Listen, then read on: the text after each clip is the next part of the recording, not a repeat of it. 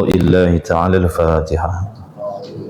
أعوذ بالله من الشيطان الرجيم. بسم الله الرحمن الرحيم. الحمد لله رب العالمين الرحمن الرحيم مالك يوم الدين إياك نعبد وإياك نستعين اهدنا الصراط المستقيم صراط الذين أنعمت عليهم غير المغضوب عليهم ولا الضالين. أعوذ بالله من الشيطان الرجيم. بسم الله الرحمن الرحيم. الحمد لله رب العالمين والصلاة والسلام على أشرف الأنبياء والمرسلين وعلى آله وصحبه أجمعين. اللهم صل وسلم على سيدنا محمد وعلى آل سيدنا محمد. سبحانك لا علم لنا إلا ما علمتنا إنك أنت العليم الحكيم. اللهم افتح علينا حكمتك وانشر علينا من خزائن رحمتك يا أرحم الراحمين. ربنا زدنا علما وفهما يا كاشف المشكلات اكشف الحجب عن وجه هذه المعاني حتى نطلع على خفيات هذه المسائل واحفظنا من الخطأ والضلال فأنت موفق كل أمر وأنت علام الغيوب برحمتك يا أرحم الراحمين. وهب لنا يا وهاب علما وحكمة ولرزق يا رزاق كلنا مسهلا بالخير يا فتاح فافتح لنا يا الله بالهدى بالعلم كلنا يعني مفضلا.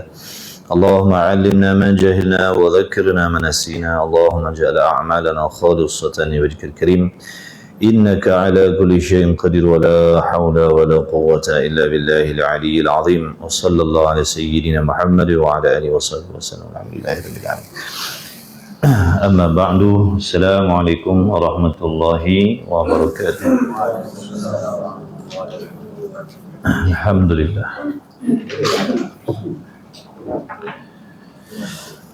Alhamdulillah, segala puji bagi Allah Subhanahu wa taala yang Maha suci dari sebarang kekurangan, yang bersifat dengan segala sifat kesempurnaan, yang mengkehendaki sedia kali lagi mempertemukan kita pada pagi ini di dalam majlis ilmu. Mudah-mudahan para muhibbin sekalian yang sedang mengikuti di dalam rahmat dan ridha Allah Subhanahu wa taala, insya-Allah sama-sama kita menghadirkan niat yang ikhlas.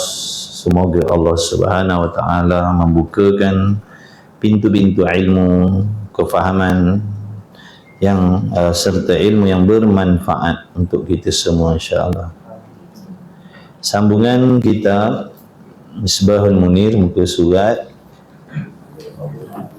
46 dah.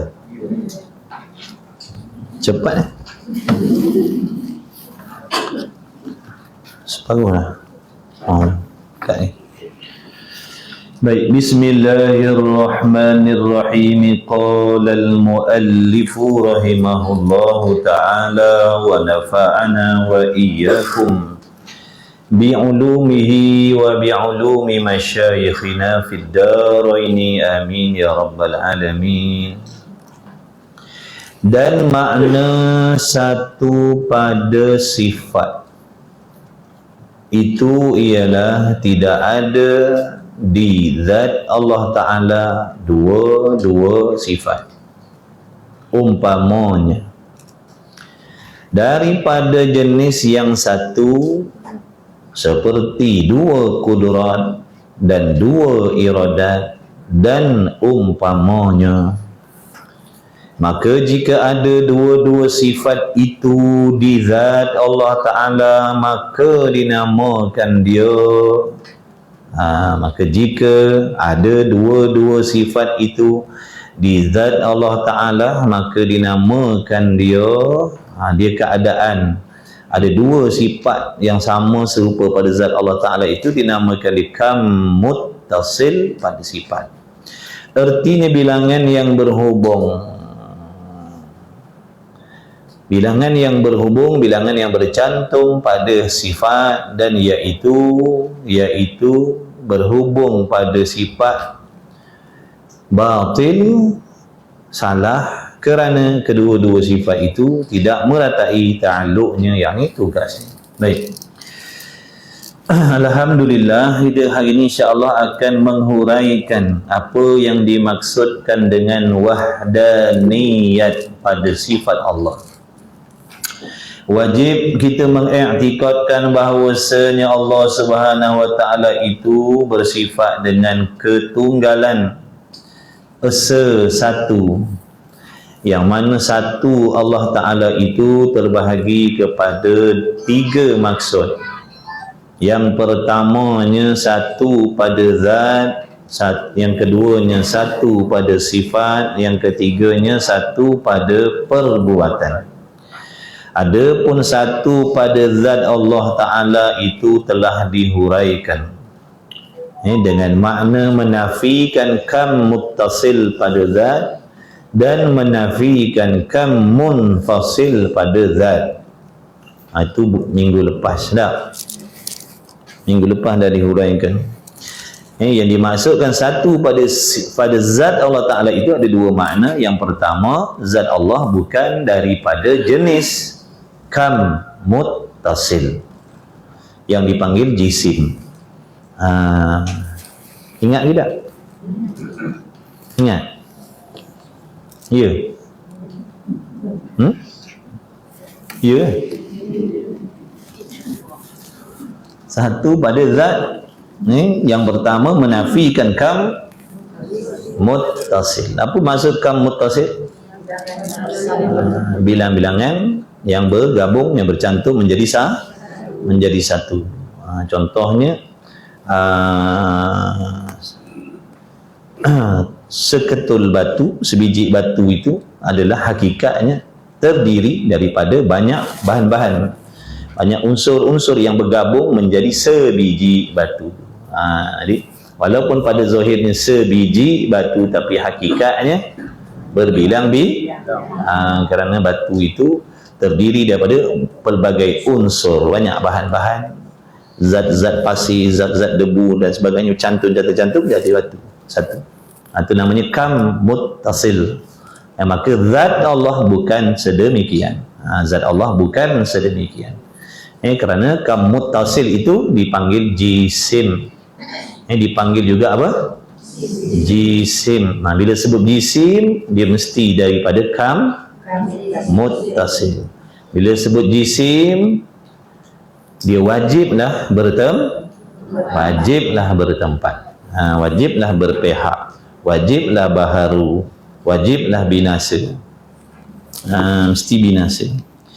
Baik, itu makna yang pertama, satu pada zat. Makna zat, satu pada zat yang kedua ialah apa? Tidak ada pada yang lain, tidak ada di suatu tempat yang lain, tidak ada pada yang lain zat yang memiliki seperti zat Allah. Tidak ada sesuatu yang lain zatnya seperti zat Allah. Kalau ada, dipanggil kam munfasil, bilangan yang berasingan pada zat Allah. Jadi tak boleh nak dikatakan Allah tu satu juga. Kalau ada yang lain seperti dia, faham? Tidak ada sesuatu yang lain zatnya seperti zat Allah. Kalau ada, panggil berbilang lah, dah ada 2. Tak boleh nak dipanggil Allah tu ketunggalan. Kalau dah ada yang lain seperti dia juga. Boleh faham? InsyaAllah. Jadi pagi ini kita nak huraikan pula maksud yang kedua daripada 3 maksud ketunggalan Allah Subhanahu wa Ta'ala, iaitu mana? Satu pada sifat Allah. Jangan tidur. Dan makna satu pada sifat itu, jadi satu pada sifat Allah ada 2 makna juga. Satu pada sifat Allah ada 2 makna juga. Seperti mana dulu? Satu pada zat Allah ada 2 makna, betul? Yang pertamanya menafikan kam muttasil pada zat, yang keduanya menafikan kam munfasil pada zat. Jadi pagi ini satu pada sifat itu ada 2 makna. Yang pertama, ini yang pertama daripada 2. Dan makna satu pada sifat itu ialah tidak ada di zat Allah Ta'ala, tidak ada pada diri Allah Ta'ala itu dua sifat umpamanya daripada jenis yang satu. Maksudnya pada zat Allah Ta'ala itu tidak ada 2 sifat yang sama yang bergabung. Contohnya nak dikatakan ada 2 kudrat pada zat Allah. ada 2 iradat pada Allah, ataupun ada 5 sifat kudrat pada zat Allah. 5 sifat kudrat bergabung pada Allah, 5 sifat iradat bergabung pada zat Allah, 5 sifat ilmu bergabung pada Allah Ta'ala. Faham tu?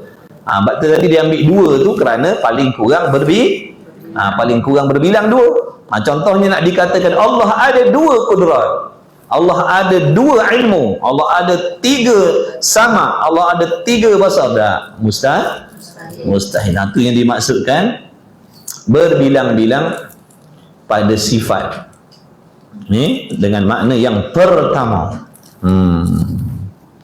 Tak boleh nak dikatakan ada 2 sifat kedua pada zat Allah, ada 2 iradat pada zat Allah, ada 2 ilmu pada zat Allah. Tak, semua sifat Allah tu satu sahaja.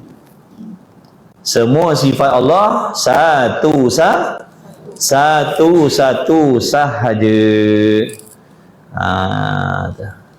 Jadi yang dikatakan sifat Allah banyak tidak terhitung itu tilik kepada jenis yang berbeza. Tilik kepada jenis sifat berbeza-beza, maka itu banyak. Iradat lain, kudrat lain, sama lain, basar lain, kalam lain, sifat ma'aninya lain, sifat ma'nawiyahnya lain. Itu yang 20 yang wajib kita tahu. Yang lain-lain jadi tilik kepada sifat Allah, tilik kepada jenis-jenis yang berbeza, maka banyak, tidak terhingga banyaknya sifat kesempurnaan Allah. Boleh faham situ? Yang dikatakan ketunggalan ni tilik kepada tiap-tiap satu jenis tu. Tilik kepada tiap-tiap satu jenis tadi semuanya ada satu-satu kalau kan tanya ada berapa kudrat Allah Ta'ala tu, ada berapa? Satu sahaja sifat kudrat Allah. Ilmunya ada berapa? Sifat ilmunya ada satu. Sifat basar dia ada satu. Jadi tilik kepada jenis-jenis yang berbeza-beza tadi tu, semuanya, setiap sifat tu semuanya ada satu-satu di zat Allah. Bukan ada 2 kudrat, 3 kudrat, 5 iradat. Tak. Semua sifat Allah satu-satu. Yang dikatakan sifat Allah banyak, iaitu tilik kepada jenis-jenis yang berbeza. Tapi kalau nak ditilik kepada setiap jenis tu, semuanya ada boleh faham? Nampak ke tak nampak? Ya, sungguh. Siapa tak nampak? Siapa buat nampak? Nanti nampak lah tu dah. InsyaAllah. Ngaji je, betulkan niat. Ngaji. Tak apa. Yang banyak itu ta'alluq sifat. Contoh kudrat, ada berapa sifat kudrat? Ada satu je sifat kudrat Allah.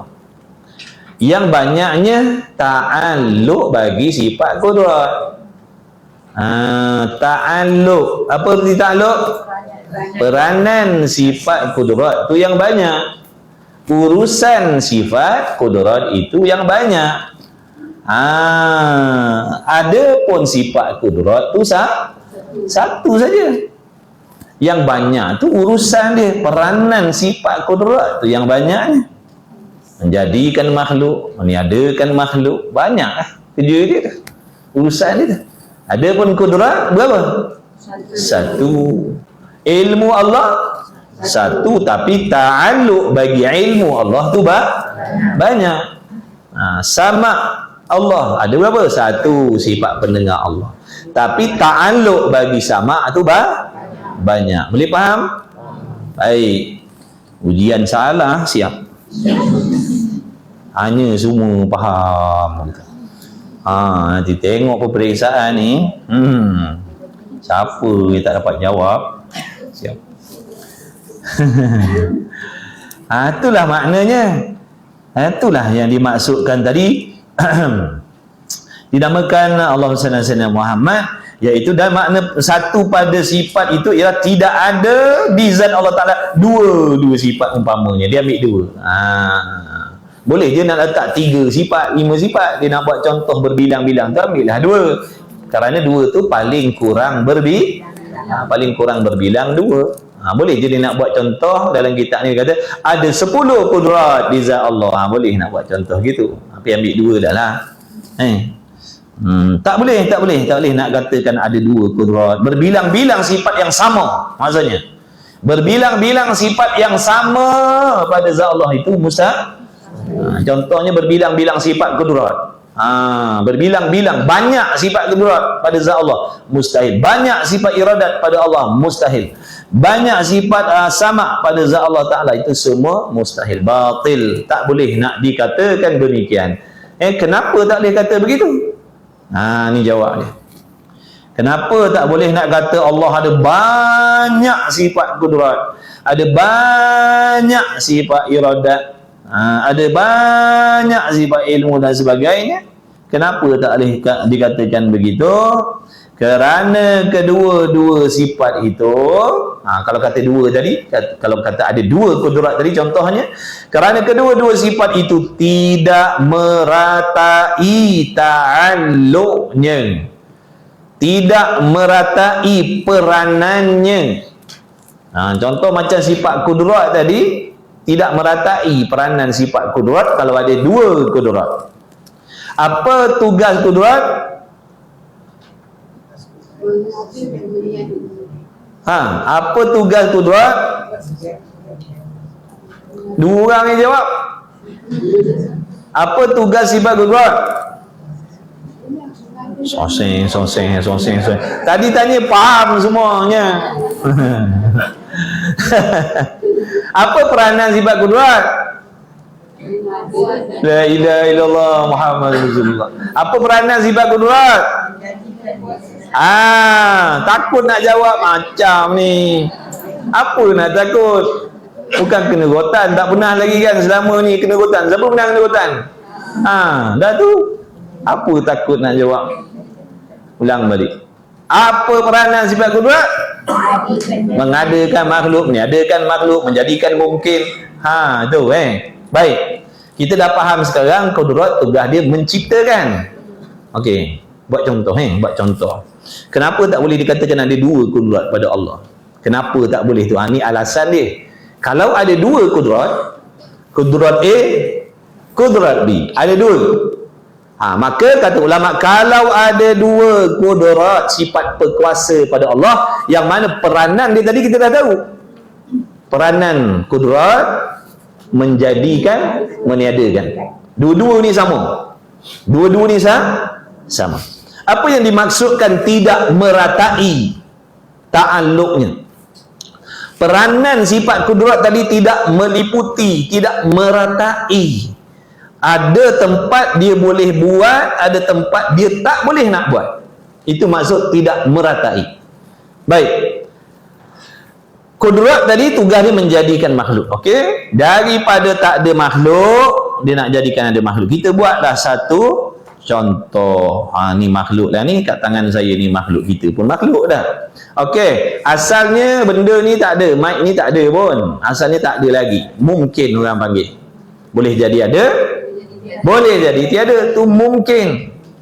Okey, bila sifat kudrat yang A pertama menciptakan daripada tak ada kepada ada dah, maknanya setelah dita'alluq oleh kudrat yang pertama tadi, daripada tak ada mic ini jadi ada dah. Ada dah mic ni. Jangan lupa tekan beg kuning. Ingat tunjuk sesaja ke? Jangan lupa tekan beg kuning Okey, daripada tak ada kepada ada. Okey, dah ada makhluk. Okey, sekarang ni dah ada makhluk ni, mic ni. Baik, kudrat B. Sebab yang menjadikan ni tadi kudrat A. Sekarang ada lagi kudrat tak?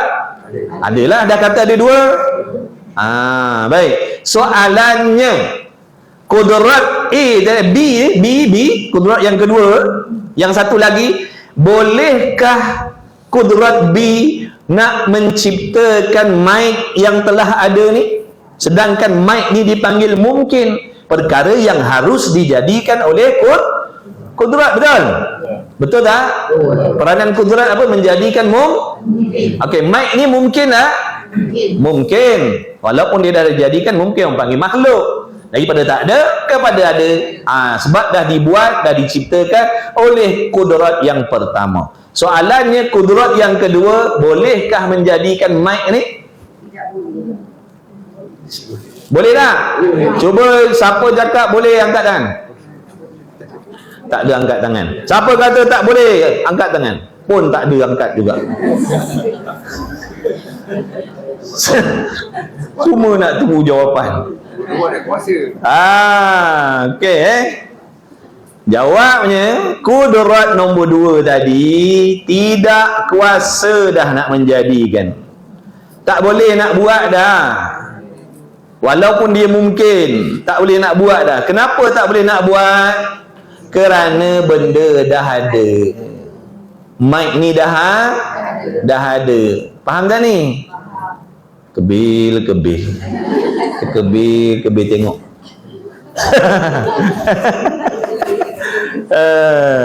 Okey, daripada tak ada makhluk, kemudian kudrat yang pertama tugas dia menjadikan makhluk, maka dijadikan. Ada mic-nya. Dah jadi dah mic-nya. Baik, soalannya, kudrat yang satu lagi ni, dah kata ada 2 kudrat. Boleh tak kudrat ni nak menciptakan makhluk yang dah ada ni? Siapa kata tak boleh, angkat tangan. Hari ni saya nak tengok siapa rajin. Okey, siapa kata boleh, siapa angkat tangan, buat muat. Angkat separuh je. Yakinlah angkat tangan. Separuh. Okey. Siapa kata tak boleh angkat tangan? Ada yang angkat pun tidak. Tak angkat pun tidak, ni atas pagar ni. Okey, jawabnya tak boleh. Sebab apa tak boleh? Kerana makhluk ni dah ada. Macam mana kudrat yang satu lagi nak membuat makhluk yang dah ada? Boleh faham tak? Tak faham tak? Dah ada kan? Nak buat lagi sekali boleh tak? Tak boleh. Kita dah lahirkan ke belum kita? Boleh tak mak nak lahirkan lagi sekali? Kenapa tak boleh? Pandai pula.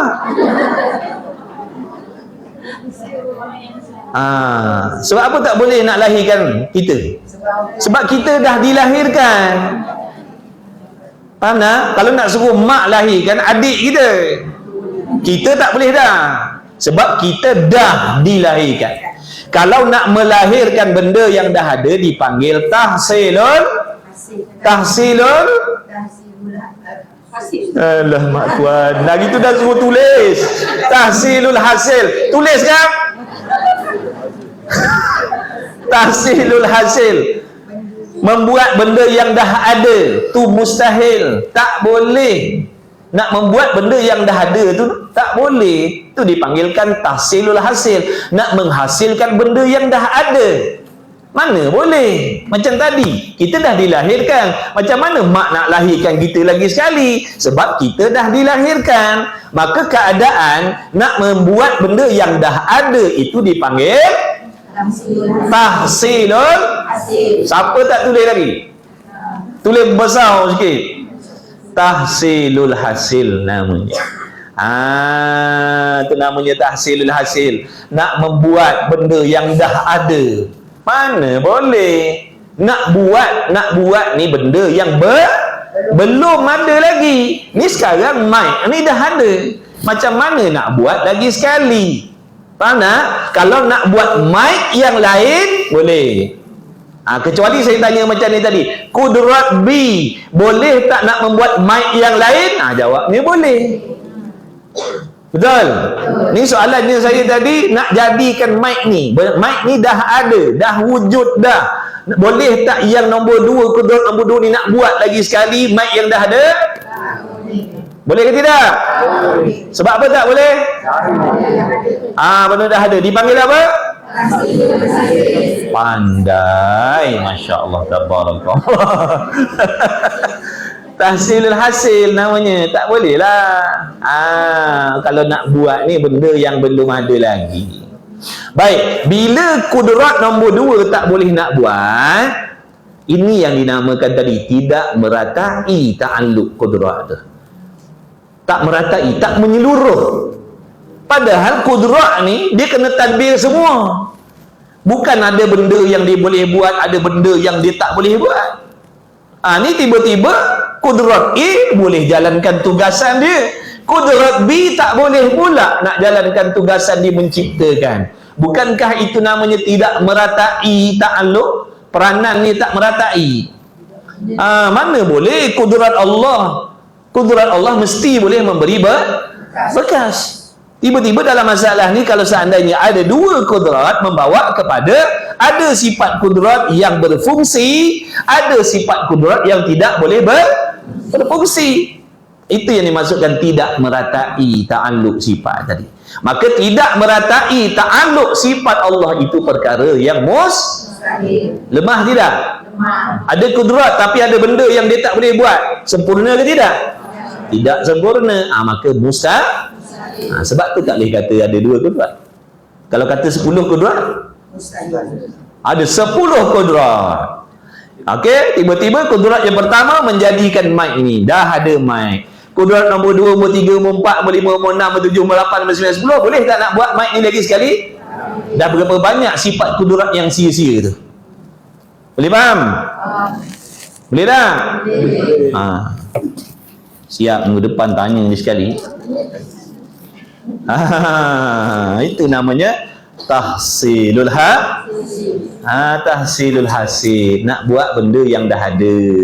Tak faham ni? Bila sebut perkataan membuat, mesti benda tu baru boleh panggil membuat. Kalau benda dah ada tak boleh panggil membuat.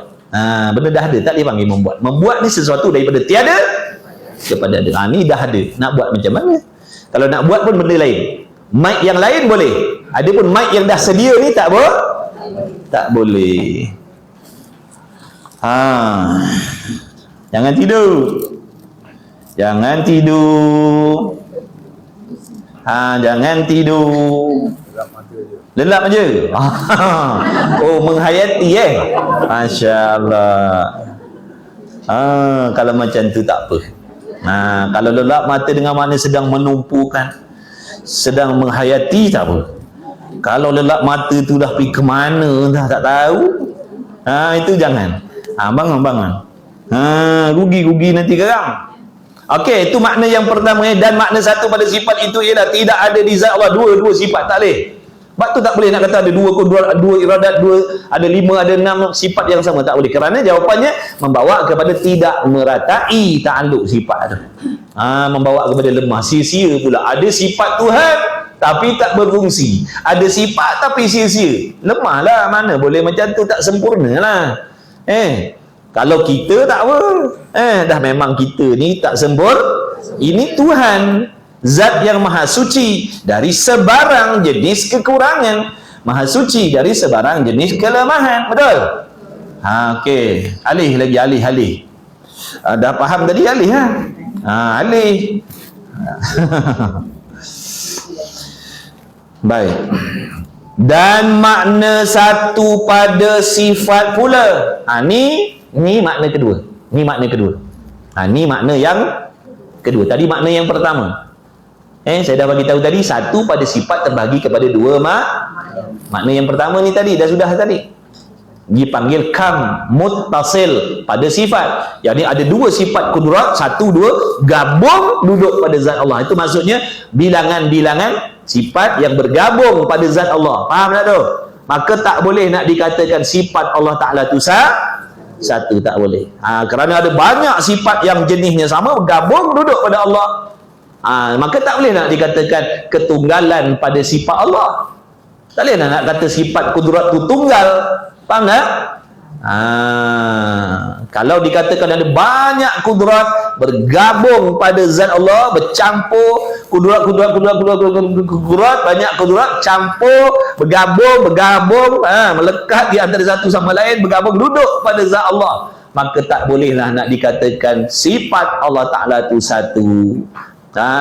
Jadi berbilang-bilang pula sifat Allah Ta'ala tu daripada jenis yang sama. Maka mustahil. Kenapa tak boleh dikatakan berbilang-bilang sifat yang sama pada zat Allah? Jawabnya kerana membawa kepada tidak meratai ta'alluq sifat tersebut. Ingat tu jawapan dia. Tu soalan yang akan keluar dan itulah jawapan dia nanti. Soalan pun dah bocor, jawapan pun bocor juga. Baik, makna yang kedua. Makna yang kedua pula, satu pada sifat, makna yang kedua, dan makna satu pada sifat pula tidak ada pada yang lain. Yang lain tu mana? Yang lain, yakni selain Allah. Tidak ada pada yang lain, yakni tidak ada pada yang selain Allah. Sifat seperti sifat Tuhan tak ada pada yang lain. Sifatnya macam sifat Allah juga. Tak ada. Mustahil ada.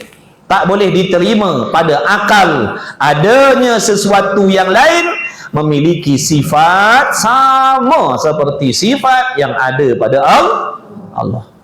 Akal tak boleh terima ada pada sesuatu yang lain ilmunya macam ilmu Allah.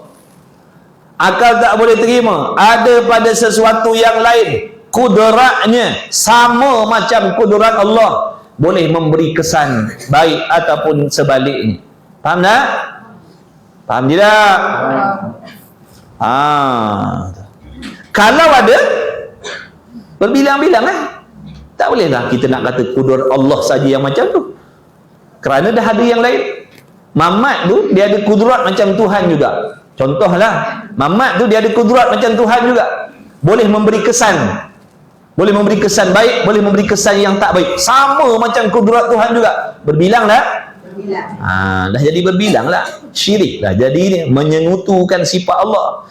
Sebab tu kita tak boleh beriktikad ada sesuatu yang lain boleh memberi kesan seperti Allah. Tak boleh, kerana nanti masuk dalam yang kedua ni, menyengutukan Allah pada pihak sifat. Bila seseorang tu berkata, dia beriktikad bahawasanya ilmu kita ni boleh memberi kesan. Ilmu kita ni, ilmu dunia kita yang ada pada kita, ilmu akademik yang ada pada kita ni boleh menghasilkan rezeki. Faham tak tahu? Dia mengiktikadkan ilmu akademik, ilmu dunia yang ada pada diri dia ni boleh memberi rezeki, boleh memberi kesan banyaknya rezeki ataupun sedikitnya rezeki, iaitu ilmu dunia tadi contohnya.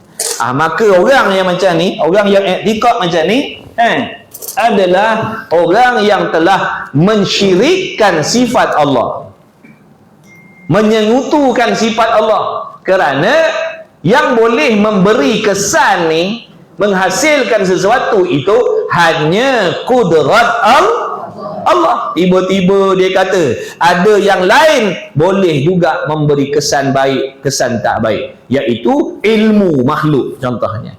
Boleh faham? Jadi dah jatuh kepada syirik kepada Allah, boleh merosakkan iman, merosakkan akidah. Faham tu? Jadi kadang-kadang orang tu dia tak murtad sebab sembah berhala, dia tak pernah pun sujud kepada berhala, tapi dia jadi murtad syirik sebab menduakan sifat Allah. Sebab tu kita kena faham tiga benda ni: mengesakan zat Allah, mengesakan sifat Allah, mengesakan perbuatan Allah. Kerana barangkali kalau kita tak tahu, seseorang hamba tu tak tahu, dia akan jadi syirik, dia akan jadi murtad, dia akan rosak akidah apabila dia terjatuh kepada salah satu ni. Dia tak percaya ada Tuhan yang lain, tapi dalam masa yang sama dia menyamakan sifat makhluk dengan sifat Allah. Boleh faham? Itu kita kena faham tiga ni. Jadi jangan menduakan sifat Allah. Barang siapa menduakan sifat Allah, jadi murtad, jadi kafir, jadi syirik, rosak iman, terbatal Islam. Bukan kata semata-mata percaya ada Tuhan yang lain. Ya, percaya ada Tuhan yang lain pun rosak akidah juga. Menduakan sifat Allah pun rosak akidah juga. Contoh macam tadi, dia mengatakan bahawasanya hamba ada kekuasaan yang boleh memberi kesan baik ataupun kesan yang tidak baik. Sama tak macam kudurat Allah kalau macam tu? Sama ke tidak? Yang boleh memberi kesan baik buruk ni hanya kudurat ataupun kekuasaan Allah sahaja. Tiba-tiba dia kata ada suatu benda yang lain memiliki sifat kudurat yang boleh memberi kesan juga. Sama tak macam Allah kalau begitu? Dia i'tiqad syaitan, iblis, hantu gaya, jembalang tanah, apa lagi, tukang sihir ada kuasa memberi mudarat. Kalau begitu sama tak macam kudurat Allah boleh memberi mudarat? Rosak akidah. Rosaklah akidah. Barang siapa yang percaya tukang sihir ada kuasa memberi mudarat, setan, jin, iblis ada kuasa memberi mudarat, maka rosak akidah. Kerana apa pula rosak akidah? Dia dah menduakan, nampak tak tu? Menduakan sifat Allah. Boleh faham? Jadi jangan percaya benda-benda tu boleh memberi kesan buruk. Faham? Yang memberi kesan buruk, mudarat, sakit tu Allah, bukan setan, jin, iblis tu. Dia tak ada kuasa pun. Sama macam kita juga. Di setan, jin, iblis ni, dia macam, maknanya macam makhluk yang zahir lah, cuma dia tu gaib. Sama macam makhluk yang nyata ni. Contoh tu, orang tu tumbuk muka kita, lebam biru muka kita. Siapa yang melebam dan membirukan muka kita tu? Pada hakikatnya siapa? Allah. Memang zahir perbuatan dia, asbabnya. Faham tak? Asbabnya dia yang tumbuk muka kita tadi. Tapi yang melebamkan, yang menghasilkan mudarat tu siapa? Allah. Kalau Allah tak izin, jadi tak? Tak jadi. Itu jenis jahat yang nampak. Itu jenis jahat yang macam setan, jin, iblis, sihir, tukang sihir tadi, itu jenis jahat yang tak nampak. Cerita dia sama je. Faham tak? Jadi kalau orang tu disihir, disantau, sehingga orang tu jadi sakit, bukan dengan sebab kuasa yang ada pada setan, jin, iblis, tukang sihir itu. Faham? Yang menjadikan orang tu sakit adalah Allah. Cuma asbabnya perbuatan khianat golongan tadi itu. Boleh faham? Jadi jangan i'tiqad maknanya benda-benda tu ada kuasa boleh memudaratkan. Tidak. Yang memberi mudarat hanya Allah. Cuma makhluk tadi sebagai asbab sahaja. Begitu. Ni percaya setan boleh bagi sakit. Mana pula? Dia kan makhluk sama macam kita, sama macam yang tumbuk kita tadi tu. Cuma tu yang tumbuk kita tu jenis makhluk boleh nampak. Setan, iblis tu jenis makhluk yang tak boleh nampak. Tu senjata-senjata tu kan. Parang, pisau, peluru, meriam, kereta kebal tu. Ada kuasa ke membinasakan? Ada kuasa tak? Tidak. Tak ada kuasa. Kalau Allah tak izinkan, tak jadi apa pun. Yang memberi kuasa, yang memberi kesan mudarat itu Allah. Bukan benda-benda tu, senjata-senjata tu. Kerana senjata itu makhluk selain Allah. Samalah juga senjata-senjata yang jenis gaib tu. Sihir-sihir tu, santau-santau tu. Tu senjata jenis tak nampak. Boleh beri kesan tak? Tak boleh. Tak boleh. Yang memberi kesan itu Allah. Sebab tu setan-setan tu, jin-jin tu kadang-kadang dia suka nak tipu kita. Dia duduk kat selekoh tajam kat gaung tu, dia tunjukkan muka dia.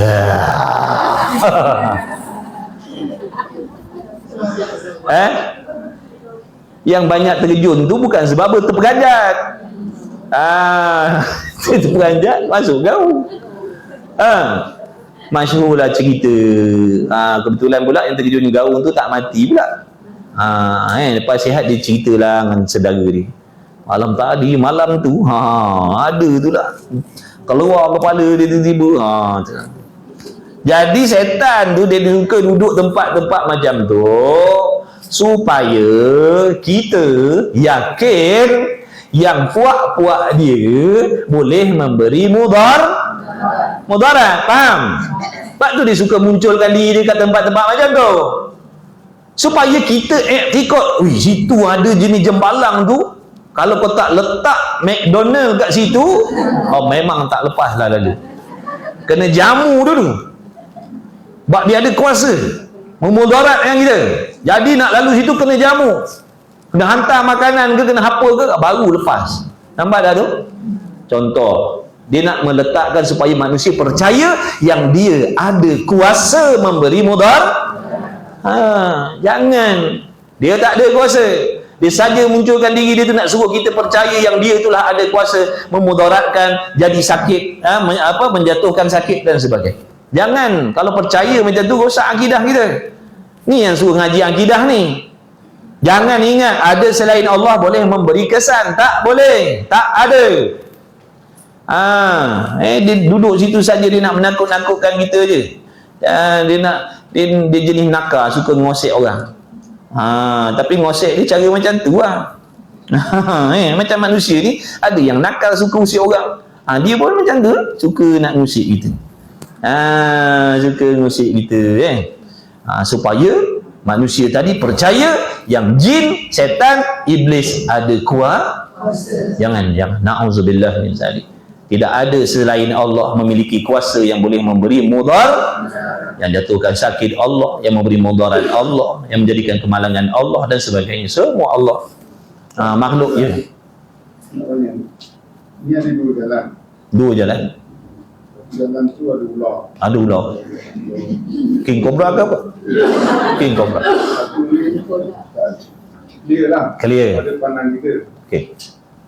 Adakah kita pergi kat jalan clear tu, kita mengidapkan bahawa ular tu boleh mudarat pada kita? Adakah kalau kita jalan kat ular yang ada belah tedung tu, kita yakin bahawa ular tu tak boleh beri mudarat pada kita? Dia tak kisah dia nak ikut jalan yang ada ular ke, nak ikut jalan yang tak ada ular ke. Kalau selagi akidah dia, maknanya kalau dia kata nak elak lah, situ ada ular situ tu, jadi tak payah lalu situ lah, kita lalu lain lah. Baik, kenapa tak nak lalu situ? Kerana pada adatnya bukan iktikad. Bukan iktikad, pada adatnya kalau lalu situ tak sampailah. Sebab apa? Ada ular situ tu.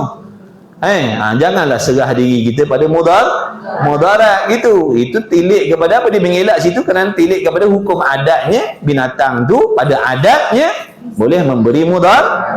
Sebab tu ada hukum adat dan hukum akal. Nampak tak? Faham tak tu? Bukan maksudnya orang tu mengelak daripada jalan tu kerana dia i'tikad ular tadi boleh memberi mudarat dah. Tilik kepada hukum adat. Tilik kepada hukum adat, kalau lalu situ kena serang dengan binatang buas. Sebab pada adatnya binatang buas ni kalau jumpa kita, dia bukan cium kita. Dia akan pagut kepala kita. Nampak rimau. Nak lalu ke nak lalu jalan lain? Aku dah ngaji tauhid. Allah saja yang memberi bekas. Lalu tak sempatlah nak sebut pisang. Mati awal dah.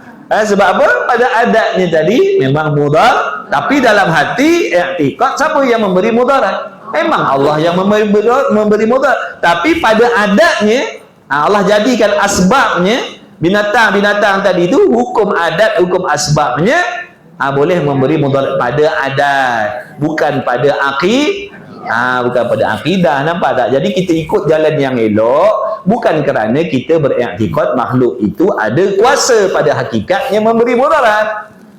Faham tak? Kita makan ubat. Kenapa makan ubat? Adakah kita i'tikad ubat itu ada kuasa memberi kesembuhan? Dah. Kenapa makan? Ikhtiar, buat sebab yang beradat, pada adatnya makan ubat sembuh. Yang memberi sembuh Allah, bukan ubat yang memberi sembuh. Samalah macam tadi cerita mengelak daripada mudarat, ini cerita nak ambil manfaat. Akan ubat tadi itu cerita nak ambil manfaat. Nampak tak? Jadi kalau kita makan ubat, kita i'tikad kerana ubat itu memberi kesihatan, bukan Allah, maka rosaklah akidah kita. Tapi ada ke orang yang makan ubat macam tu? Dia i'tikad macam tu ada? Kalau ada, rosaklah akidah.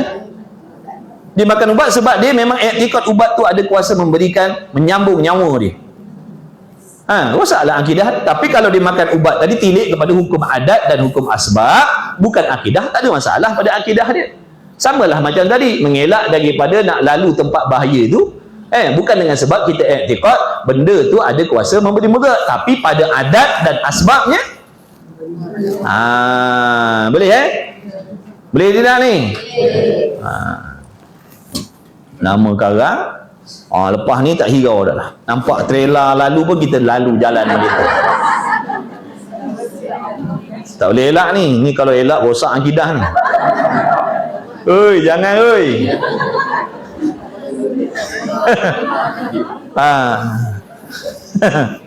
Jangan. Adat lain, akidah lah. Sebab tu dalam kitab ni dia ajar hukum adat, hukum akal, hukum benda tu tak sama benda tu tak sama. Kena ngelaklah usaha menyelamatkan diri daripada mudarat, tapi bukan bermaksud kita mengiktikad benda tu yang memberi mudarat. Tapi pada adatnya jarang orang jumpa ular tedung selah ni kena cium dengan dia.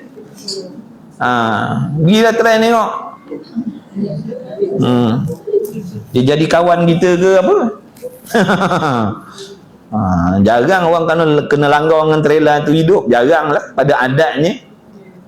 Balik awal semua tak? Jadi bukan bermaksud kita mengelakkan diri daripada benda-benda yang berbahaya atas dunia ni dengan sebab kita i'tikad benda tu ada kuasa memberi mudarat. Bukan. Tilik pada hukum asbab dan adatnya benda tu memberi kesan mudarat. Jangan bukan makna bila kita dah mengaji yang akidah ni nak pegang hakikat macam tu, maknanya tak hiraukan dah benda-benda mudarat macam tu. Jangan.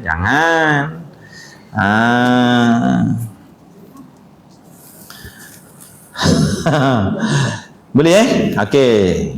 Ingat tu. Jadi tidak ada yang selain Allah. Ikutlah selain Allah tu, ikutlah apa pun masih Allah selain daripada Allah, ikutlah nabi, rasul, malaikat, makhluk. Makhluk ni pula macam-macam jenis, yang gaib, yang nyata. Semua tu masuk dalam arti kata selain Allah. Tidak ada memiliki sifat macam sifat yang ada pada Allah. Kalau ada pun sama pada nama sahaja. Nama je sama. Kita ada sifat pelihat tak? Ada. Tapi sama ke sifat pelihat kita dengan sifat pelihat Allah? Tak sama. Nama je sama, hakikatnya tidak. Macam tu. Kita ada kudurat tak? Tapi sama ke dengan kudurat Allah boleh memberi bekas? Api tu ada tenaga tak? Api ada kudurat tak api tu? Ada. Tapi sama tak kudurat api dengan kudurat Allah? Tak sama. Sama pada nama sahaja, bukan pada hakikatnya. Macam tu. Sifat-sifat makhluk tak boleh memberi kesan. Kalau adalah sifat makhluk boleh memberi kesan, contohnya kudrat pada api itu boleh memberi kesan mudarat, maka sama dah macam kudrat Allah. Dah menyamakan kudrat Allah dengan kudrat api tadi, dah samakan dengan makhluk pula. Namanya syirik, menyengutukan, menyamakan Allah pada pihak sifat namanya. Jadi jangan tidak ada. Dan makna satu pada sifat pula tidak ada pada yang lain.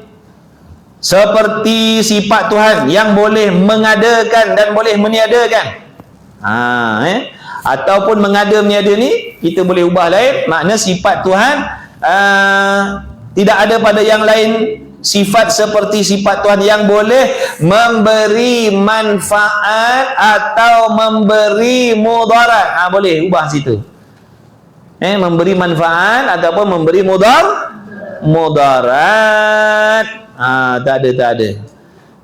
Tidak ada sesuatu yang lain sifatnya seperti sifat Tuhan yang boleh memberi manfaat ataupun memberi mudarat pada makhluk. Tak ada.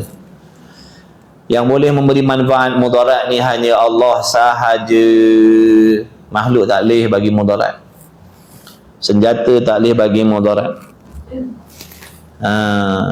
Kalau makhluk boleh memberi mudarat, dah adalah yang lain seumpama Allah.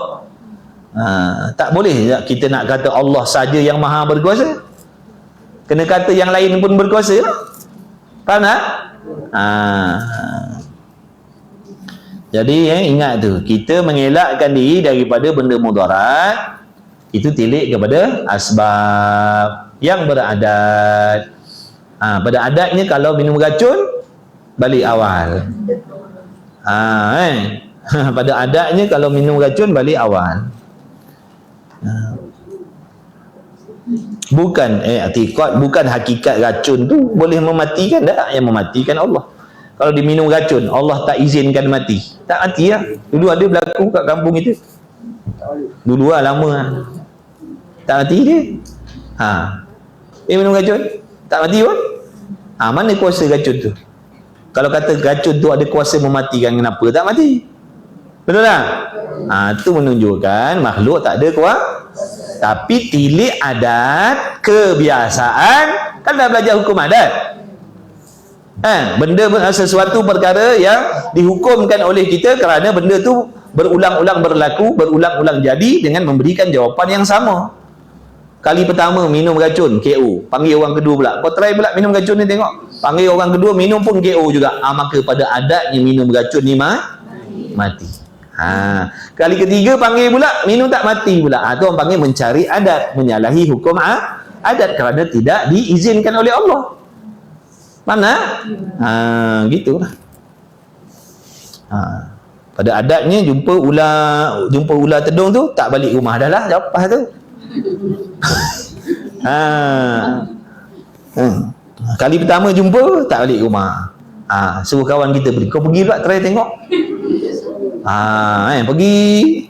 Tak balik juga dia. Jadi pada adatnya, kalau berjumpa dengan benda tu, tak dapat selamat nak lari, tak balik lah jawab. Jadi janganlah nak menempah no. Adakah dengan sebab diiktikad ular tu yang mematikan? Dah. Mematikan tu Allah. Ada je kes-kes kena patut ular tak mati. Tapi orang panggil pada adatnya mustahil lah. Jarang-jarang berlaku macam tu. Pada adatnya mati. Kena bedih, kena tembak, mati pada adatnya. Tapi ada kes-kes jarang-jarang kena bedih tak mati. Allah Ta'ala tak nak jadikan dia mati asbab benda tu. Tu Pak Tih Mak Piah tu tak? Pak Tih Mak Piah tu kat Mamali dulu tu, berapa das dia kena tembak? 13 das. 13 das kena tembak, tak mati pun. Mana dia tenaga peluru tu? Mana tenaga senjata tu? Kalau mematikan padan sebutir lah mati dah. Kenapa tak mati? 13 dah kena tembak. Pak Tih Mak Piah tu, Mamali. Kita sempat pergi ziarah dia dulu. Kat tangan dia ni, dalam ni ada peluru lagi tak keluar. Dia kata ni ada peluru. Dia pegang lah. Peluru. Tak keluar. Tulang belakang ni patah. Dia punya tulang kipas ni patah. Berlekuk belakang dia tu. Patah kena peluru. Dia kata tengok Ustaz Ibrahim mati dah, meninggal dah. Dia kata bila nak sampai giliran dia? Kenapa dia tak mati-mati lagi, dia kata. Kenapa dia tak mati-mati lagi, dia kata. Kawan-kawan dia dah tumbang lah, dia tak tumbang ni. Itulah kata kekuasaan Allah. Pada adatnya mati. Kemudian dan mana? Maka jika ada pada yang lain sifat-sifat seperti sifat-sifat Tuhan itu, Makna sama pada pihak boleh memberi kesan, dinamakan dia kam munfasil pada sifat. Ayat ni bilangan yang berasingan pada sifat. Bilangan yang berasingan pada sifat. Makna ada bilangan, ada yang lain sifatnya macam Allah tapi berasingan, duduk di tempat lain, duduk pada makhluk. Contohnya makhluk tu ada ilmu macam ilmu Tuhan, dia ada kudrat macam kudrat Tuhan, dia ada pendengar pelihat macam pendengar pelihat Tuhan juga. Orang panggil dah berbilang-bilang sifat Allah, tapi berbilang tadi dalam bentuk berasingan. Itu maksudnya kam munfasil pada sifat. Jadi jangan diiktikadkan ada sifat yang lain macam sifat Allah dengan makna boleh memberi manfaat ataupun mudarat. Yang boleh memberi manfaat dan mudarat itu hanya Allah sahaja. Tengok tu ada kawan ni, kawan kita mati kena patuk dengan ular king cobra dalam kebun. Itu adatnya gitulah. Dan makna satu pada perbuatan itu habis dah. Ni masuk yang kedua pula. Masuk yang ketiga makna satu pada wahdaniyah. Makna wahdaniyah yang ketiga. Makna wahdaniyah yang ketiga. Wahdaniyah ada tiga makna, ada tiga maksud. Wahdaniyah pada zat dah sudah selesai dah. Ada dua makna kan? Wahdaniyah pada sifat pun ada dua makna. Dah selesai kejap tadi. Ni nak masuk wahdaniyah pada perbuatan pula. Pun ada dua makna juga. Jaga-jaga. Lepas ni baru boleh balik. Dan makna satu pada perbuatan. Tapi kalau ada yang hal penting-penting nak keluar dulu silakan. Tafadhal, tak ada masalah. Dan makna satu pada perbuatan itu ialah tidak ada perbuatan lain bersekutu, bersyarikat, bersama-sama, bekerja sama, berganding bahu. Tidak ada satu pada perbuatan itu dengan makna tidak ada perbuatan yang lain. Apa maksud perbuatan yang lain? Perbuatan yang selain Allah lah. Tidak ada perbuatan yang selain daripada perbuatan Allah, iaitu perbuatan makhluk lah. Itu maksud perbuatan yang selain daripada Allah, perbuatan makhluk lah. Perbuatan kita makhluk ni, itu maksud perbuatan yang selain daripada Allah. Jadi tidak ada perbuatan lain, makna tidak ada perbuatan yang selain daripada perbuatan Allah bersekutu. Apa maksud bersekutu? Sama, bergabung, berganding, tolong menolong dengan perbuatan Allah Ta'ala. Yakni tambah sikit lah, tidak ada perbuatan yang lain yang bersekutu, yang bergabung, yang bersyarikat dengan perbuatan Allah. Tambah dalam menjadikan sesuatu atau meniadakan sesuatu. Tu nota tambahan. Tu nota tambahan. Tidak ada perbuatan yang lain, makna perbuatan yang selain daripada Allah Ta'ala itu bergabung, bercantum, bersyarikat, bertolong-tolongan, bekerjasama dengan Allah dalam memberi manfaat ataupun memberi mudarat, ataupun dalam menjadikan atau meniadakan. Samalah tu. Tidak ada kuasa yang lain, tidak ada perbuatan yang lain bergabung dengan Tuhan, bekerja sama dengan Allah untuk menghasilkan sesuatu. Sama ada menghasilkan sesuatu benda baik ataupun menghasilkan sesuatu benda yang tidak baik. Contohnya mati tu. Mati tu, yang menjadikan mati tu semata-mata perbuatan Allah, bukan bergabung perbuatan Allah, gabung dengan tenaga peluru, bergabung dengan tenaga senjata, bergabung dua ni hasil kematian. Bukan. Faham tak? Makna yang mematikan tu hakikatnya sepenuhnya perbuatan Allah. Allah lah yang mematikan tu. Bukan dengan bergabung kuasa senjata dan bergabung dengan kuasa Tuhan, maka hasillah mati. Itu yang dimaksudkan tadi.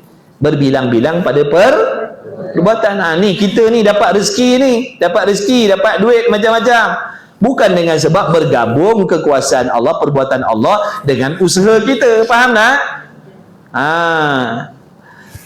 Yang kita dapat rezeki banyak sikit ni semata-mata perbuatan Allah. Allah yang jadikan rezeki tu, bukan bergabung Allah gabung dengan usaha kita lalu hasil rezeki, bukan.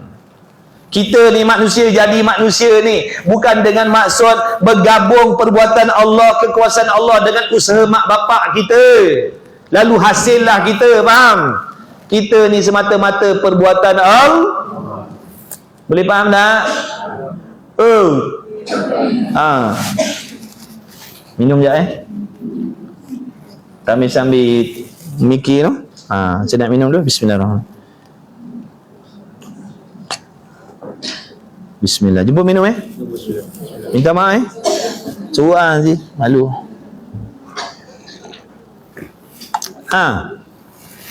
Yang menghilangkan dahaga tu bukan bergabung. Kan bergabung dengan air. Lepas ni tak payah minum lah.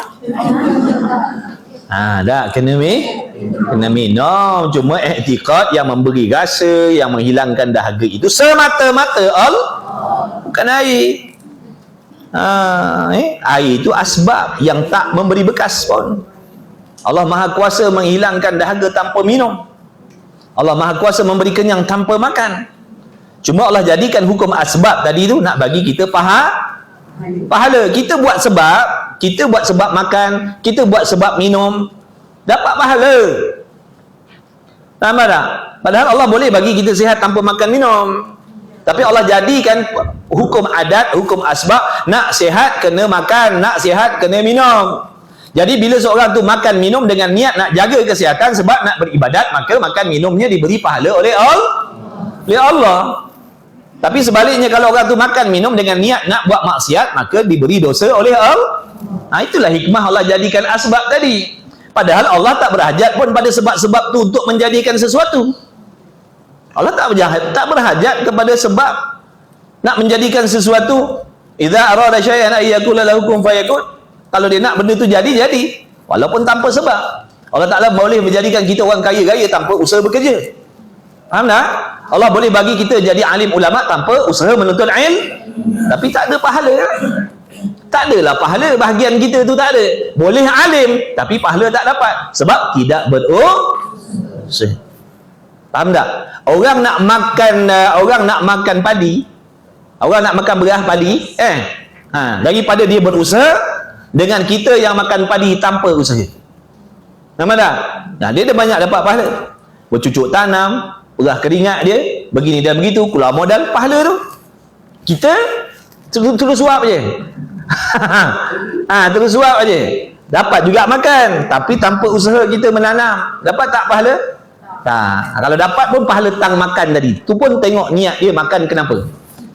Kalau dia makan sebab nak datangkan tenaga, nak berseronok-seronok, buat dosa maksiat dengan sebab sihat tu tadi, dapat dosa lah makan dia. Tapi kalau dia makan dengan sebab nak jaga kesihatan supaya boleh beribadat dengan selesa, dapat pahala lah makan dia. Tu hikmah Allah jadikan sebab tadi tu. Tu hikmah Allah jadikan sebab. Padahal Allah tak berhajat pun pada sebab untuk memberi ataupun menjadikan sesuatu. Habis. Jadi jangan kita ingat hasilnya sesuatu kebaikan atau hasilnya sesuatu keburukan, benda baik, benda tak baik, kerana bergabung perbuatan Allah dan perbuatan yang selain Allah. Orang tu lahir sempurna ke? Orang tu lahir cacat ke? Semata-mata dengan kehendak Allah, dan Allah lah yang menjadikan. Bukan dengan sebab terkesan dengan perbuatan nenek kebayan dekat belakang rumah kita. Itu budak tu lahir tu cacat tu sebab, kau ingat tak hari tu dalam budak ni tu sebelum dia beranak hari tu, dia ada pergi cangkul busut kat belakang rumah tu hari tu. Tu nenek kebayan kat belakang tu lah punya kerja tu, tengok anak dia dah cacat pula dah. Jangan jangan i'tiqad macam tu. Yang memberi kesan mudarat itu Allah. Allah dah kehendak dah sedia kala lagi anaknya lahir tidak bukan dengan sebab bergabung, terkesan dengan sebab nenek kebayan kat dalam busut tu, faham? Faham tak ni? Sebab tak percaya benda ni lah, sebab percaya dengan macam ni lah kadang-kadang ada orang tak nak pergi memancing sebab bininya ngandung. Apa ada masalah? Bukan ajak bini kau pergi mancing, bukan ajak bini kau yang sarat tu pergi mancing. Dia kata, minta maaf lah saya mulai bulan depan ni tak boleh nak join korang pergi mancing. Kenapa? Bini aku ngandung dah. Apa kena-mengena? Takut bini? Pun ada juga takut bini pun juga tu kadang. Mana tu? Tak ada, tengok je lah. Lama tak tengok joran. Tak jadi mancing. Takut dengan bini dia. Ni dah. Dia sebab apa? Dia kata kalau aku pergi mancing nanti karang anak aku jadi sumbing. Jadi sebab tu aku tak pergi mancing ni, bini aku dah mengandung dah ni. Jadi aku mancing lagi dulu nanti tahun depan 9 bulan 10 hari besok lepas daripada tu lah barulah kita mancing balik. Itulah di antara sebab harga ikan naik di pasaran. Barangkali nelayan-nelayan kita bini-bini mereka mengandung, jadi mereka kurang turun laut. Bila kurang turun laut, ikan kurang lah. Lepas tu harga naik, faham? Pergi aja mancing. Janganlah ikut yang jadi macam tu sebab kadang-kadang balasan perbuatan zalim kita pada haiwan. Buat khianat pada binatang, maka Allah Ta'ala laknatlah perbuatan kita tu. Allah balaslah atas anak kita, faham? Pergilah mancing, buatlah baik-baik. Kan ada belajar cara mancing dalam Islam macam mana. Dalam Islam ni lengkap semua, kita je tak nak mengaji. Nak mancing macam mana? Kalau nak mancing pakai guna umpan hidup, macam mana cara? Ada. PM tepi lah. PM lah tepi. Macam mana? Apa hukum? Lepas tu ikan kadang-kadang dah dapat ikan tapi tak nak pakai ikan tu, tak berhajat, lemparkan atas darat. Biar binatang tu mati macam tu sia-sia je. Padahal kan dah naik tu, lain kau nak makan. Tu buat zalim lah pada binatang. Faham? Jangan buat zalim pada binatang. Ingat di binatang kita boleh sesuka hati. Dunia ni, bumi ni Allah bagi kita pakat-pakat kongsi duduk atas ni. Binatang pun tumpang sini, kita pun tumpang sini. Jangan kita ingat bumi ni kita punya. Tumpang dengan semua makhluk Allah. Begitu. Jadi jangan buat khianat pada binatang. Mancing ini tak mancing sebab takut anak sumbing lah ini. Kau buat khianat pada binatang, jangan buat khianat lah. Buat jahat, kan kau Allah balas dengan jahat. Nampak tak? Pergi mancing dah lepas ni.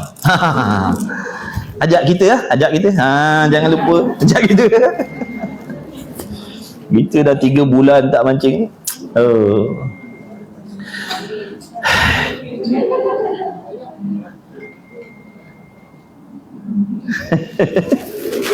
Masya Allah. Ingat tu kawan-kawan, wahai kawan-kawan kita dalam ni yang mancing ni, woi. Mancing je. Jangan buat khianat pada binatang. Jaga adab. Kalau ikan tak nak pakai, tak nak makan, lepaskan balik. Kalau ikan tu yang jenis hidup, nak cangkuk ke mana? Mana nak cangkuk supaya dia tidak seksa, faham? Macam tu orang ni kadang cucuk kat perut dia, cucuk kat naik binatang, naik. Jangan buat naik pada katak, tak katak, faham? Mentang-mentang katak kau cucuk ikut juga hati. Ada katak plastik, pakai katak plastik lah. Tak payah naik binatang katak hidup tu, katak plastik pun ada. Dia kata, tak, sebenarnya kita yang memang kaki kumpau, pakai katak hidup pun tak dapat. Jangan buat khianat pada binatang. Dia kalau binatang yang ada darah mengalir lain. Kalau binatang yang tak ada darah mengalir lain, macam udang tu lain. Kalau binatang yang darah dia ada darah mengalir, tu ada lain pula cara dia. Dah lah, kita bukan cerita pasal mancing ni. Nak cerita pasal benda tadi tu. Makna jangan dengan sebab iktikad macam tu. Takut nanti boleh rosak akidah tu. Sebab iktikad binatang tu ataupun perbuatan makhluk ni boleh memberi Tak. Yang memberi mudarat hanya perbuatan Allah. Jaga macam tu. Okey, saya dah tolong kawan-kawan. Apa ni, mancing lah macam biasa. Jangan takut kalau bini kamu mengandung. Bini kita mengandung bunting kebau. Tahu bunting kebau? Lama. Tak ada 9 bulan lebih. Tak kenaya kita lama tak dapat mancing. Dia kata, kau ni bila kau ni nak bersalin ni? Imam Syafi'i berapa lama? Tak terbelit tali pusat pun, tak makan berak pun. Nampak tak? Kata ulama, makin lama bayi itu dalam kandungan dia makin cerdik. Cuma sekarang ni, dunia sekarang ni nak cepat. Masuk. Masuk 9 bulan, 10 hari, kadang tak sampai hari lagi. Potong. Operation. Dah 3 kali. Habis dah lah. Dah nak buka kilang lain bukan senang. Nak kena perang, kena kejar keliling kampung. Faham ke tak faham?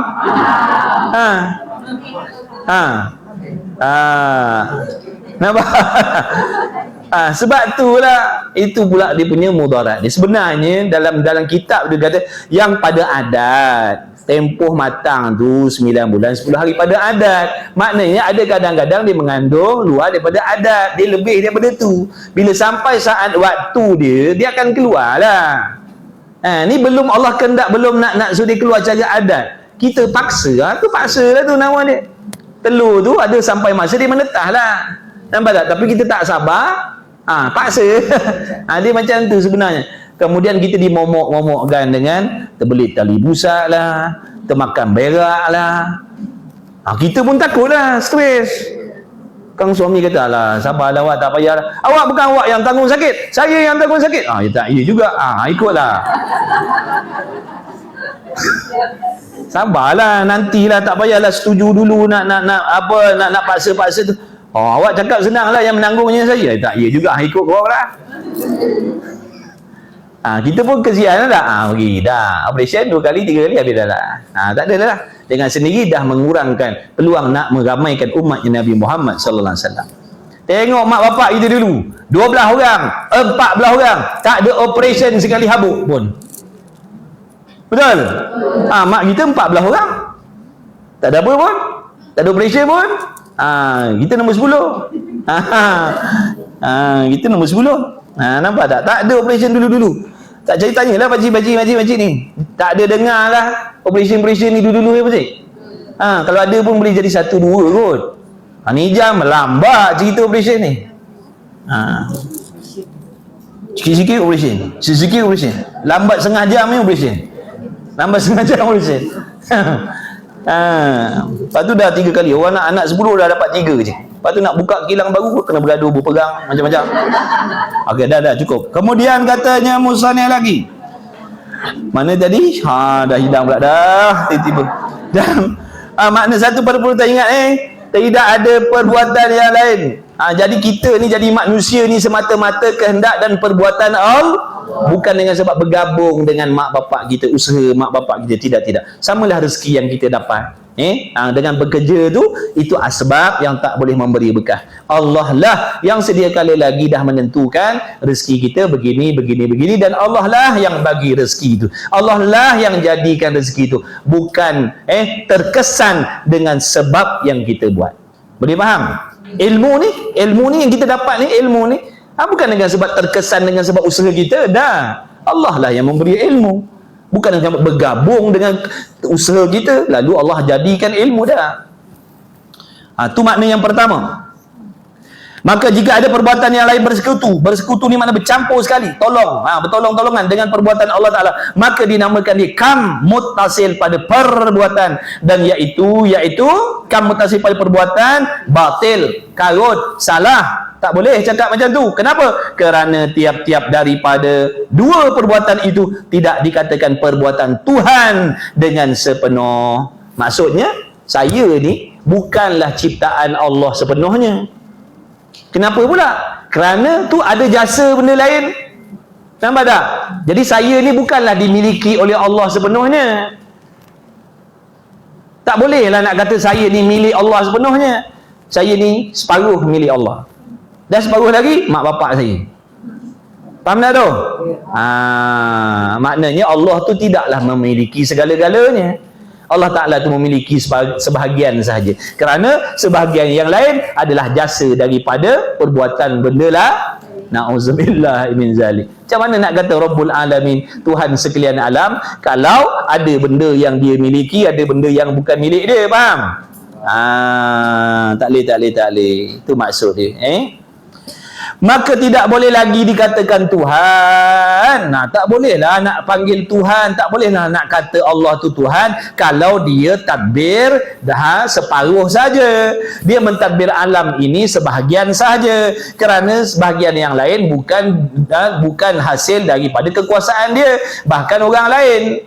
Tak bolehlah nak panggil Tuhan, sebab Tuhan ni apa? Makna Tuhan itu tuan sekalian perkara. Tu Tuhan. Tuan sekalian perkara, pemilik sekalian perkara, tu Tuhan, bukan pemilik sebahagian, bukan pentadbir sebahagian, pentadbir sekalian, daripada sebesar-besar sampai sehalus-halus, yang zahir ataupun yang gaib, sekaliannya, dunia akhirat, apa sahaja, sekalian alam, semuanya itu adalah hak milik Allah. Daripada kita makhluk yang besar ni, sampailah makhluk sehalus-halus tu, yang teropong dengan mikroskop tu, tengok macam-macam apa benda dah, bakteria tu, duk gedik tu. Allah tadbir. Bukan dia biar mana-mana dia gedik-gedik, suka-suka dia dalam tu. Allah tadbir. Dia tak boleh gedik-gedik dalam tu, melainkan Allah lah yang menggedik-gedikkan dia. Faham? Sungguh tidak ni? Nak suruh faham, sekalian alam tu milik Allah, duduk dalam pentadbiran Allah, daripada sebesar-besar makhluk, daripada arash sampailah seseni-seni makhluk tu. Macam benda-benda yang duk teropong tu. Teropong. Ada makhluk macam ni, pelik-pelik rupa dia. Gini-gini bergerak. Allah tadbir tu, ingat dia gerak dengan sendiri.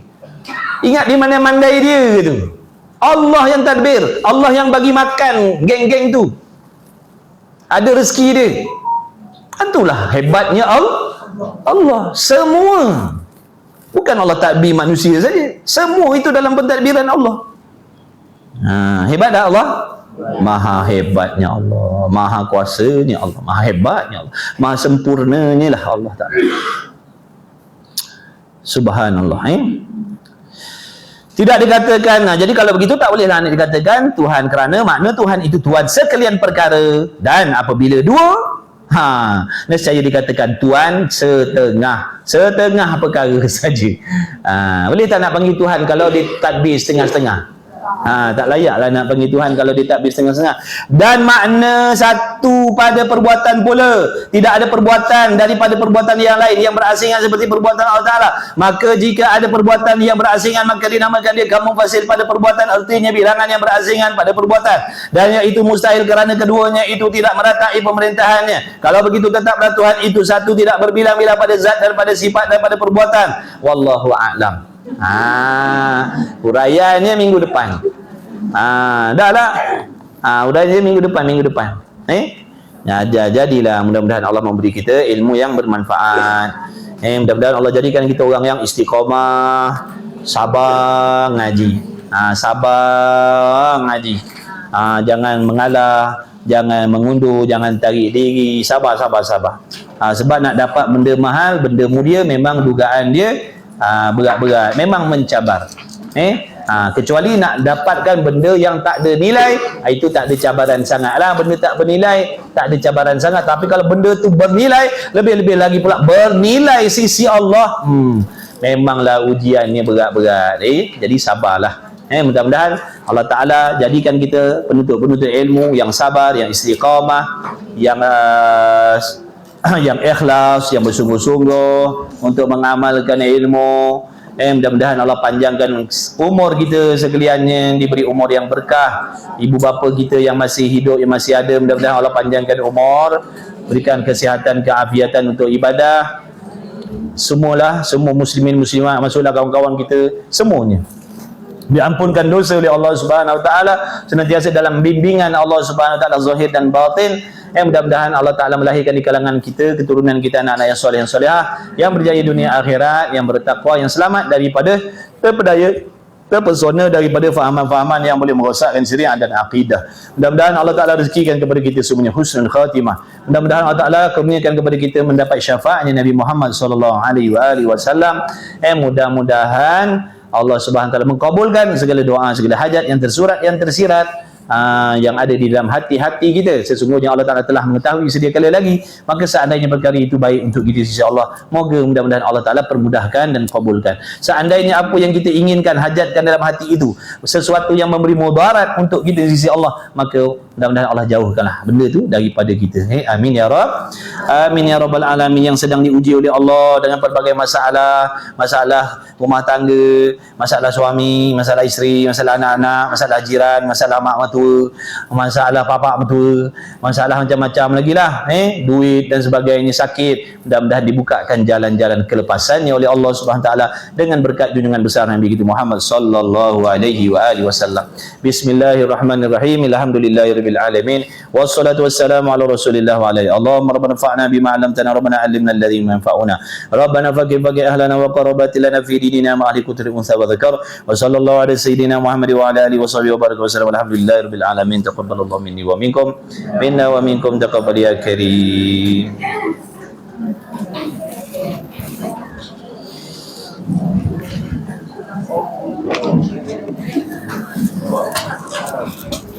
Terima kasih Pakcik.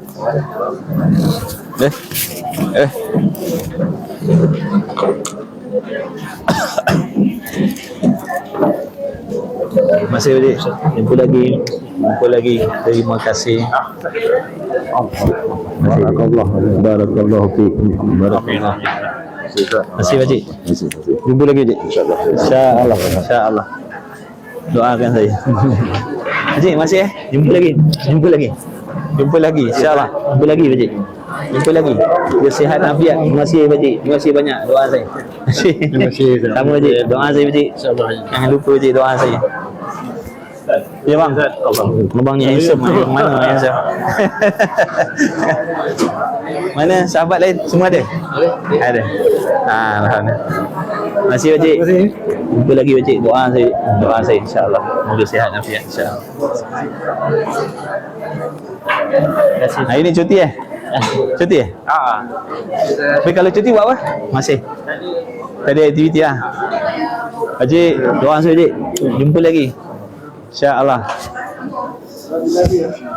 Bang, siap bang salam. Kita punya geng sana insya-Allah. Geng sana. Sama kak. Sama Cik. Terima kasih Cik. Doa saya. Alhamdulillah. Jumpa lagi, jazakallah khair.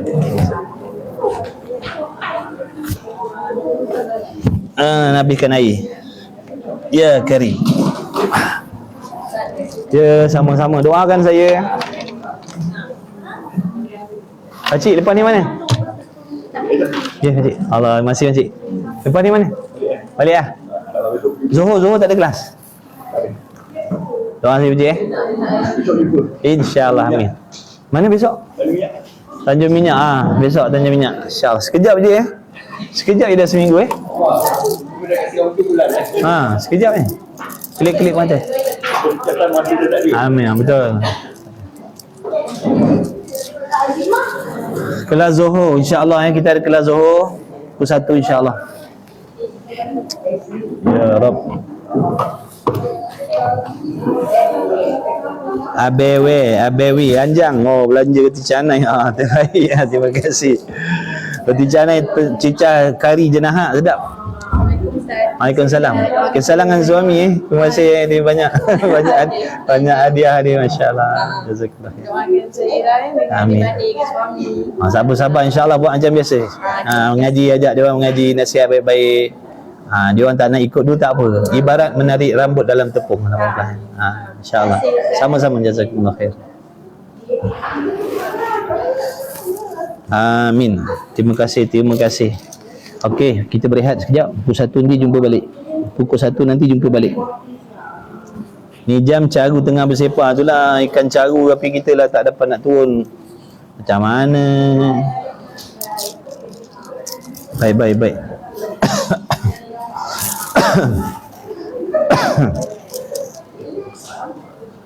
Bang, minum bang. Minum.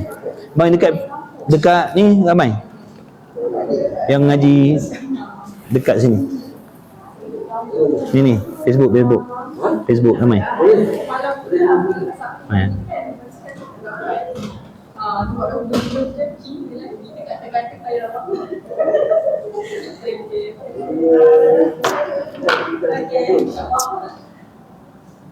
Sama-sama. Ha? Mic mana? Ni. Okey. Dah yang saya pakai ni? Okey. Okey. Okey. Clear. Mic ni rosak kan. Yang mana? Mic yang mana? Jadi salah ni. Kalau lagu sangat saya display hilang. Tapi ni untuk rakam kan? Tak ada tu. Dia sama juga ni. Sama juga. Oh ya ke? Ada mak dia Oh. sama macam ni. Sama. Cuma ni sebab brand dia mahal lah. Ustaz dia ni betul.